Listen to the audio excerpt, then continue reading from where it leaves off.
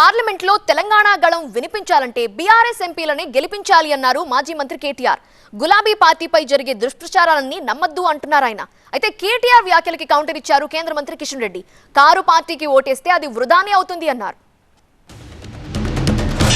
BRS ఎంపీలను ఎందుకు గెలిపించాలి అంటే తెలంగాణ బలం, తెలంగాణ గలం, తెలంగాణ దళం పార్లమెంట్లో ఉండాలి అంటే, తెలంగాణ అన్న మాట అక్కడ ధైర్యంగా ఉచ్చరించబడాలి అంటే, తెలంగాణ ప్రయోజనాల కోసం రాజీ లేకుండా కొట్లాడాలి అంటే, తెలంగాణ ప్రయోజనాల కోసం పేగులు దిగేదాకా అవసరమైతే నిలబడాలి అంటే, కలబడాలి అంటే ప్రభుత్వంతో, కేంద్ర ప్రభుత్వంతో అది సాధ్యమయ్యేది కేవలం ఒక బీఆర్ఎస్కే తప్ప కాంగ్రెస్ పార్టీకో బీజేపీకో ఎంత మాత్రం కూడా కాదు. వాళ్ళ ప్రయోజనాల కోసం ఎంతకన్నా పోతారు.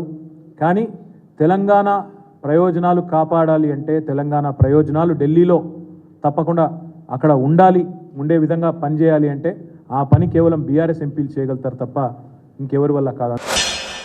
ఇంకా ముందున్నది ముస్లింల పండుగ చెప్తుంది. ఏం అందుకే చెప్పాను కదా, ఏ రకంగా బినామని చెప్పాలి. మీరు బినామీ, మీ పార్టీ బినామీ, మీ పార్టీ వారితో కలిసి కాపురం చేశారు, మీ పార్టీ వారితో కలిసి ఎలక్షన్లో పోటీ చేశారు.